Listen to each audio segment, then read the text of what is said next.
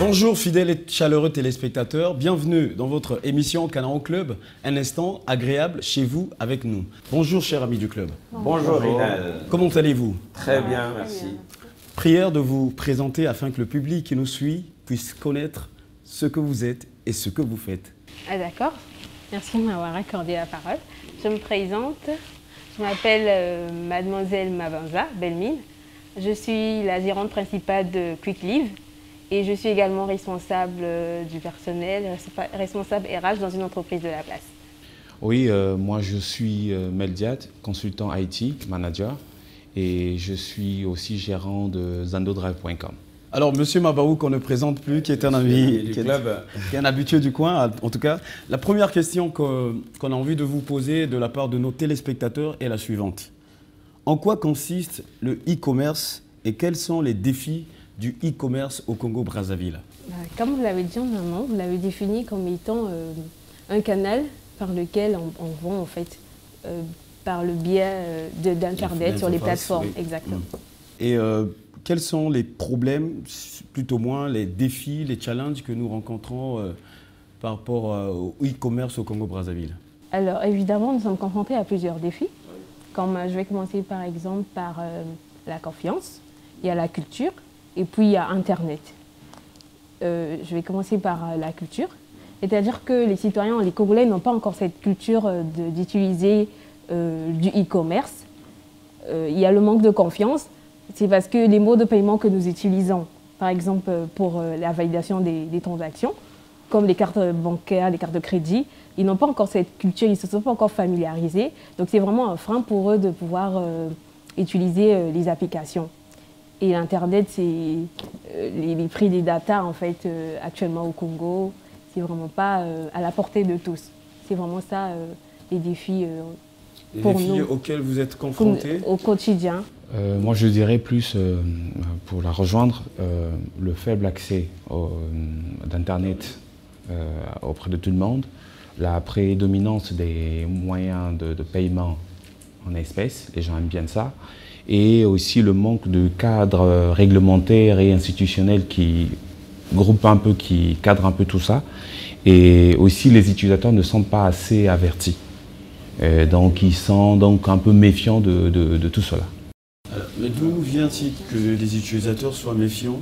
C'est un problème comportemental, ils ne sont pas habitués forcément aux outils Internet, ou bien vous, les acteurs plutôt du e-commerce, n'aspirez pas trop confiance voilà, Moi je pense que c'est tout simplement parce que c'est une technologie nouvelle pour eux, et donc du coup ils sont un peu méfiants, surtout si les choses ne sont pas bien cadrées, et si par exemple votre site n'est pas assez attrayant, pratique, il se dit que c'est un amateur qui est derrière, et moi je ne vais pas dans ce sens si le vendeur donc, du e-commerce ne me rassure pas. Exactement. Donc à ce moment-là, il se retient. Donc il est donc important pour les e-commerce d'avoir un site attrayant, rapide, qui explique toutes les facilités de paiement sur le site pour qu'il en fait, enclenche le processus d'achat.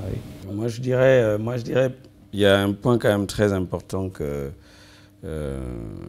Mel venait de soulever. Moi, je crois que c'est le point du cadre réglementaire dans le pays. Alors, on dit souvent tout un mouvement, tout un changement. Alors, quand on a parlé des technologies de l'information et de la communication, ben, on peut se poser la question, ceux qui sont en charge au niveau du pays, avec le ministère de tutelle, quelle a été évidemment, je veux dire, la contribution de ce ministère pour vulgariser, pour parler, pour informer qu'il y a une nouvelle technologie, il y a des nouvelles technologies. On peut faire du e-commerce, on peut vendre en ligne, mais est-ce qu'il y a eu vraiment là une bonne communication, une bonne information? Parce qu'en réalité, quand il n'y a pas d'information, les gens sont surpris. Après qu'il y ait des gens qui vendent en ligne, ils disent tiens, mais ces arnaques-là, ils sortent d'où ces gens-là?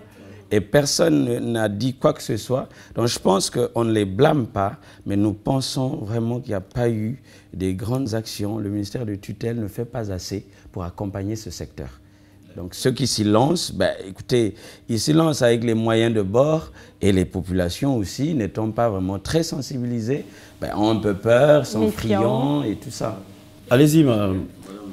Par exemple, on renseigne parfois les coordonnées personnelles, c'est-à-dire là où tu habites, ton numéro de téléphone, et on sait qu'il y a plusieurs arnaques.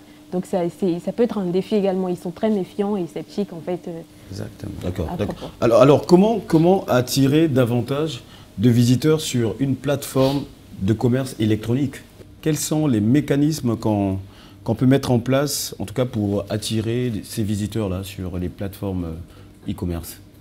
C'est la communication.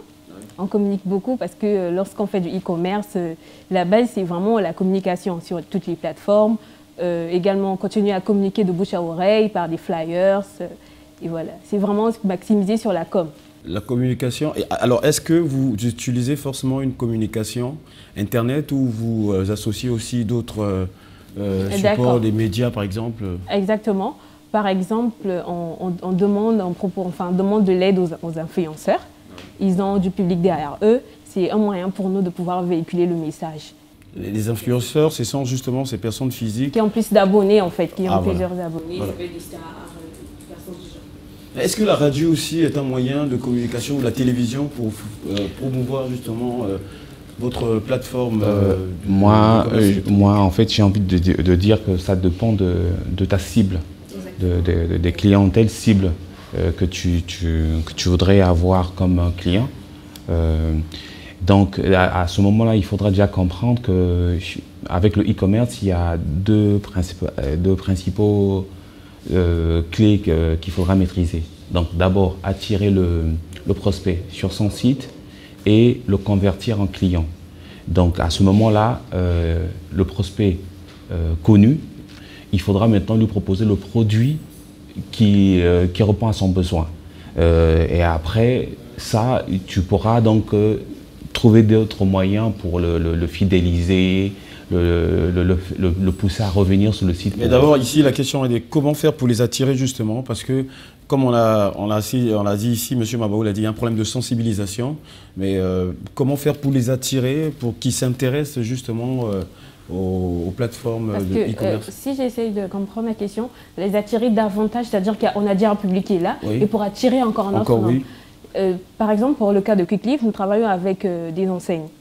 Et nous avons en fait, nous ciblons, nous avons cette grâce, je peux dire, de pouvoir choper des entreprises en vogue en fait, des enseignes comme de renommée en fait.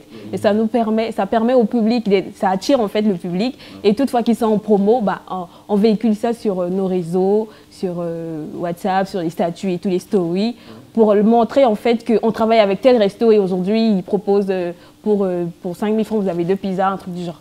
C'est comme ça qu'on attire davantage d'autres clients. J'ai envie de dire, je sais pas, vraiment, moi j'ai envie de dire, il y a quelque chose qui... alors, attirer davantage les visiteurs sur une plateforme du e-commerce. Je prends l'exemple d'une entreprise, d'accord? J'ai, par exemple, un site internet, d'accord, par lequel je rentre en contact avec les clients, donc ils peuvent venir visiter mon site pour pouvoir éventuellement acheter nos produits. Mais nous savons qu'une entreprise évolue dans 2 types d'environnements. Il y a l'environnement, on va dire, microéconomique, c'est avec mon environnement à moi interne où j'ai déjà des clients qui me connaissent. Et il y a un environnement macroéconomique, c'est-à-dire qu'un environnement où il y a plusieurs autres entreprises. Donc, ça veut dire que dans mon environnement à moi, j'ai en interne, par exemple, des clients qui sont là déjà, parce qu'on a parlé d'attirer davantage. Ouais. Donc, les clients sont là, je mets tout ce qu'il faut pour informer ces clients en interne qu'il y a une plateforme par laquelle vous pouvez acheter en ligne sans pour autant chercher à venir. Et après, en dehors de ce panel de clients en interne, vous avez un grand public, une grande masse. Et à ce moment-là, c'est là où vous avez parlé, est-ce que la radio... Donc, je peux m'appuyer sur d'autres médias qui n'ont rien à voir avec des médias électroniques pour évidemment pousser davantage pour que les gens soient vraiment informés de la plateforme que j'ai qui consiste à vendre en ligne de façon électronique. Voilà, là ça introduit la question que M. Mendia a un peu épluché. Quelles sont les stratégies finalement à mettre en place pour fidéliser ces visiteurs et les pousser à l'achat? Parce qu'il y en a qui viennent, on a compris qu'il y a un public qui vient pour visiter les plateformes, mais comment faire pour les fidéliser et ensuite les pousser à l'achat? Voilà, moi je dirais plus la stratégie qu'il faudrait mettre en place, c'est de se créer une audience. Donc par tous ces canaux dont nous avons parlé, par le marketing. Donc créer une audience et avoir ce qu'on appelle un contenu attractif, c'est-à-dire un contenu qui répond à ce besoin-là. Et à ce moment, ces mêmes clients, comme on dit, un client satisfait est un client qui en parle à 2, mais un client qui n'est pas satisfait, c'est un client qui en parle à 10. Donc, une fois attiré sur le site, une fois le client converti en client fidèle, visiteur en client. Visiteur, pardon, client, il faudra maintenant lui proposer un contenu assez qualitatif qui lui permettrait en fait d'en parler à d'autres personnes. Et c'est à partir de là qu'on construit son audience et son audience grandit et voilà. Oui, allez-y, Madame Melmine. Moi, je pourrais ajouter en fait que la stratégie qu'on utilise, c'est plus sur le suivi en fait. On a un suivi qu'on fait par rapport aux statistiques qu'on vérifie. On essaye de rappeler en fait toutes les personnes qui ont pu commander, les commandes qui n'ont pas abouti, et demander pourquoi ça n'a pas abouti, est-ce qu'ils ont été à l'aise avec l'application, est-ce que c'est assez pratique. Et à ce moment-là, je pense que c'est ces stratégies-là qu'on utilise beaucoup. Et en plus de ça, bah, on a les promotions qu'on utilise beaucoup. Plusieurs fois, par exemple, on a commencé le 20 juillet et jusqu'à présent, ça fait un mois qu'on livre à 500 partout dans la ville. Donc je pense que ça attire. C'est une stratégie pour attirer en fait d'autres personnes qui ne sont pas encore... Donc vous mettez en place des promotions. Des promotions, exactement. C'est-à-dire vous réduisez les prix de sorte à ce que le produit commandé arrive au client et vous... À moindre coût. À moindre coût, d'accord. Et on avait d'autres promotions. Si vous passez par l'application, la livraison est gratuite. Tout simplement. Si vous passez en fait, pour appeler les visiteurs, vous venez, donc les 20 premières personnes qui passent par l'application, commandent par l'application, en fait, la livraison, elle est gratuite. Donc, c'était des stratégies qu'on utilisait. Et puis, on fait plusieurs sondages qu'on communique sur les réseaux sociaux, de telle sorte de montre quel est ton restaurant préféré, par exemple. Ça pousse aux clients de répondre je veux tel resto, et ça devient notre futur partenaire, en fait. Donc, alors, évidemment, ce que j'ai envie de dire quand on parle de stratégie et de fidélisation, il y a deux concepts en fait qui se dégagent. Et je crois que Madame Belmine, elle a soulevé ce point-là. Oui. En réalité, quand elle a parlé par exemple de la stratégie de suivi, en fait, elle a parlé, en fait, c'est comme une enquête de satisfaction où ils appellent pour prendre évidemment le retour, le ressenti des clients. Alors moi, j'ai envie de dire, la stratégie est un ensemble de moyens qui permettent en fait d'atteindre une cible donnée. La fidélisation ici vient pour, quand on dit fidéliser, c'est garder sur le long terme quelqu'un. Je vais le retenir longtemps pour faire un bon chiffre d'affaires. Je dis, Monsieur Rinel, c'est notre client, il a l'habitude d'acheter sur notre site, sur notre plateforme. Je vais le garder longtemps en mettant en place donc, des moyens, des outils qui me permettent de le retenir.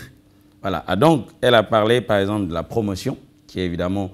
Moi, j'allais parler de tombola, c'est-à-dire que chaque fois, on va regarder quels sont des stratégies, quels sont des moyens que nous allons pouvoir mettre en place pour garder davantage ces visiteurs. Si je les garde longtemps, ces visiteurs vont m'amener, comme a dit M. Mel, ces visiteurs vont m'amener d'autres personnes. Exactement. Ils vont en parler. Donc, la grosse problématique, c'est quel type de stratégie?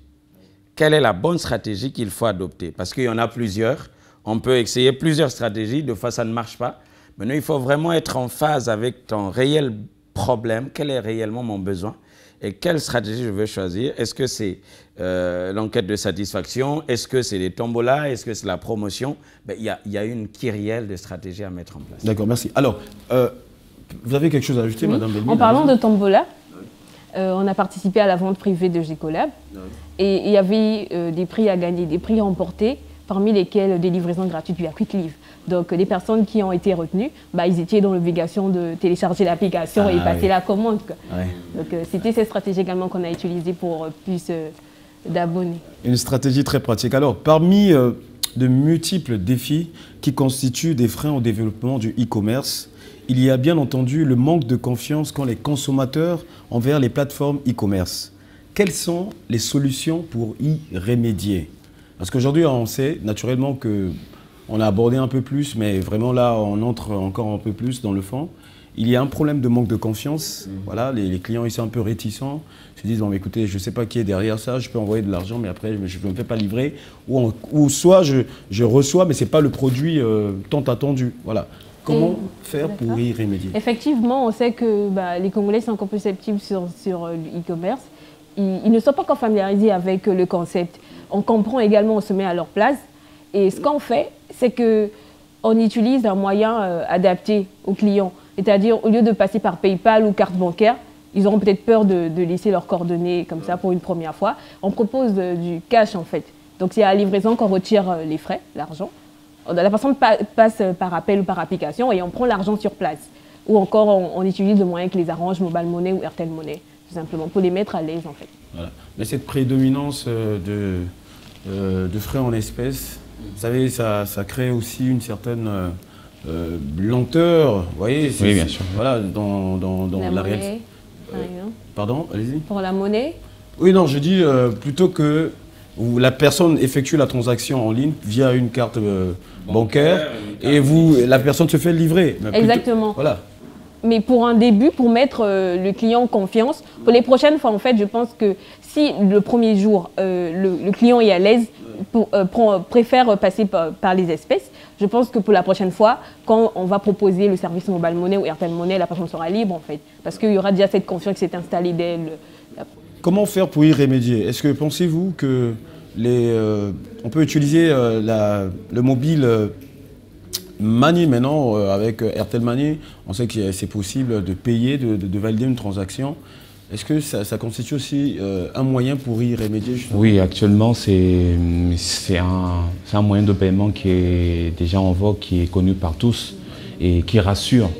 Moi, j'ai aussi envie de dire qu'avec le e-commerce, ça va se développer de la même façon que s'est développé le mobile money.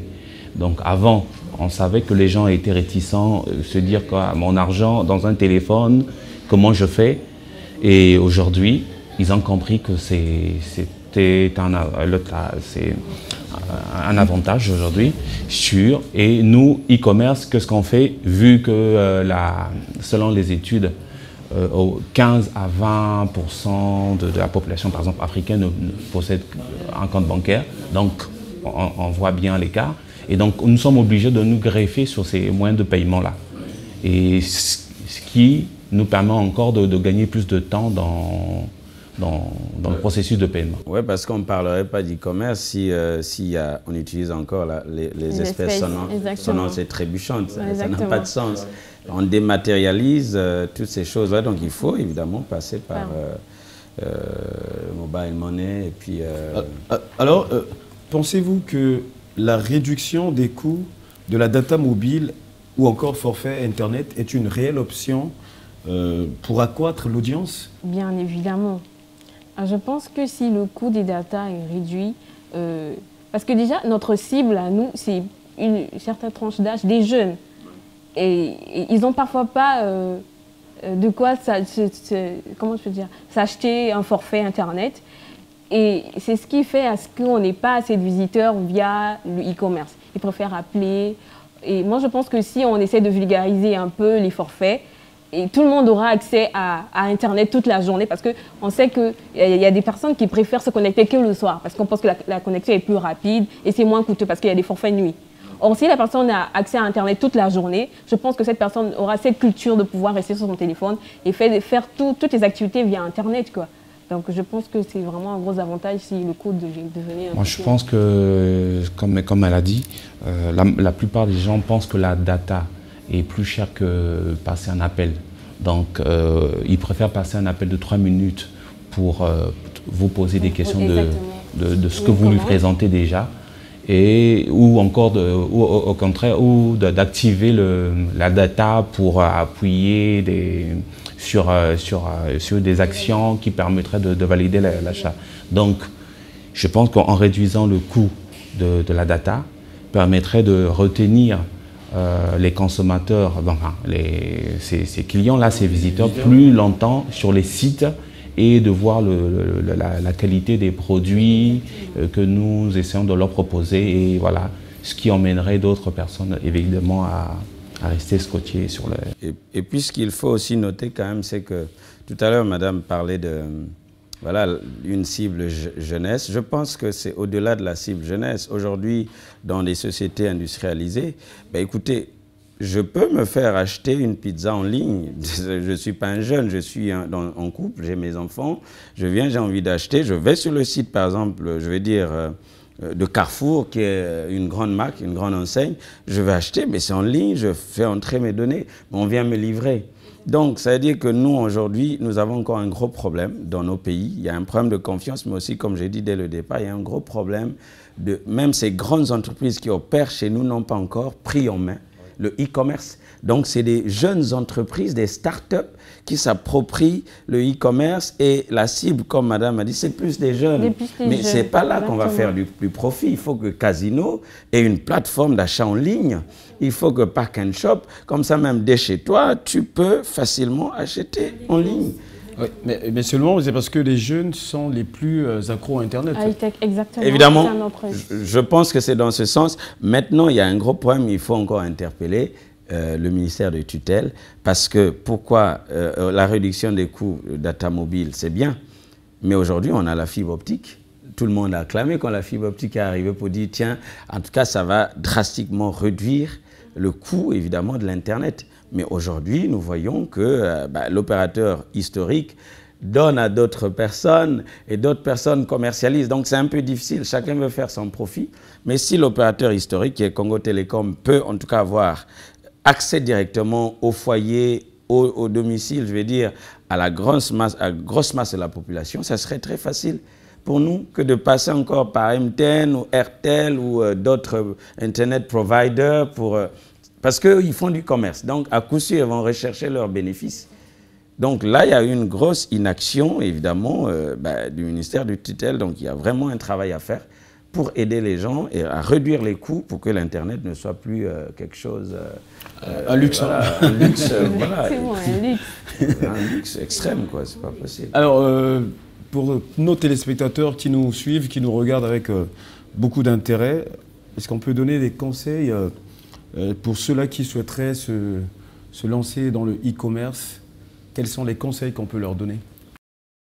Alors, moi, j'encourage, parce que lorsque j'ai débuté, c'est pas pour que je sois seule sur le terrain. J'aimerais également qu'à partir de mon idée, que d'autres personnes également aient cette motivation afin que tout le monde puisse, que le e-commerce puisse étaler en fait au Congo. Et ensuite, les motiver sur le e-commerce, parce que pour les jeunes entrepreneurs, par exemple, je prends un cas, c'est plus facile pour eux de pouvoir exercer sur Internet que de payer un loyer, un local en fait, pour pouvoir vendre les créations qu'ils font. On voit des entrepreneurs qui font des confitures et que c'est ça. C'est plus compliqué en fait pour eux de pouvoir trouver un local, alors que sur Internet, c'est vraiment un meilleur moyen de pouvoir vendre, de toucher leurs produits. Donc que tout le monde, que les jeunes, et que tout le monde en fait puisse utiliser du e-commerce, et ça va vraiment les ouvrir des portes. Et c'est encore plus facile en fait. C'est encore plus facile de travailler. Et ça permet aussi également... En fait, c'est où la visibilité en fait est plus grande. Tu ne cibles pas que les personnes qui sont autour de toi, mais d'autres personnes qui ne te connaissent forcément pas, un large public en fait. Voilà. Donc c'est ce conseil-là que je fais. Oui, donc moi je dirais, pour la rejoindre, que le e-commerce, enfin, ou encore on peut dire en général Internet, offre beaucoup d'opportunités à ceux qui veulent démarrer avec un zéro budget et d'investissement, puisque la plupart, on a remarqué que la plupart des personnes, ce sont les jeunes qui sont accros au net. Donc, ils ne sont pas suffisamment informés qu'avec le temps qu'ils passent sur le net, ils peuvent déjà faire du e-commerce. Parce qu'en fait, avec le e-commerce, il faudra expliquer qu'il y en a de toutes sortes, de tout modèle. Il y a plusieurs types de e-commerce à faire qui te permettent de démarrer et comme ça avec zéro investissement, comme on peut citer le e-commerce d'affiliation. ou encore pour ceux qui ont un petit budget réduit comme le dropshipping. Et encore, j'en passe avec le e-commerce, un peu comme des marketplaces pour ceux qui ne veulent pas investir, mais qui veulent juste utiliser des plateformes existantes pour permettre de faire son commerce. Donc il y a des multitudes de moyens pour ceux qui veulent comment débuter à entreprendre sur le e-commerce. Donc il faut juste s'informer et je pense qu'après on peut retrouver sa perle et avoir du succès. Alors moi je dirais, évidemment je vais finir par un exemple, je connais une entreprise de la place qui encourage, on va dire, des jeunes qui se lancent dans le e-commerce, notamment dans le secteur de l'artisanat, c'est-à-dire qui sont dans la couture, tout ce qui est mode, c'est-à-dire qu'ils vendent à l'international. Et cette entreprise-là est là pour les aider en fait pour transporter, on va dire, leurs produits à l'international. Donc ils ont une large cible, les gens sont intéressés par leur création, par leur créativité, mais alors ils leur donnent des facilités, des coûts assez réduits pour transporter la marchandise vers les clients en question. Donc je pense évidemment qu'il faut avoir d'abord une idée. Ben, on ne se lance pas comme ça dans le e-commerce, il faut avoir une idée, il faut chercher à satisfaire un besoin. Et le e-commerce sera un moyen par lequel tu vas répondre à ce besoin-là. Sinon, ben, on ne se lance pas juste comme ça. Donc, je vais dire à nos téléspectateurs, oui, c'est très bien, mais trouvons d'abord des solutions face aux besoins dans notre environnement. Identifions le besoin. Identifions les besoins réels des Congolais. Et puis, bon, viens avec ton idée, même ceux qui sont dans l'immobilier. Vous voulez mettre en contact les gens qui veulent avoir une maison, qui veulent louer. Mais tu as une plateforme, tu fais rencontrer le propriétaire de la maison et le potentiel locataire. C'est une idée. D'accord. En tout cas, je vous remercie, cher ami de club, d'avoir répondu présent à cette émission. Nous vous disons également merci, chers téléspectateurs. Nous remercions cet espace qui nous a accueillis, l'hôtel Le Lys, et nous vous donnons rendez-vous pour un prochain numéro. Au revoir. Au revoir.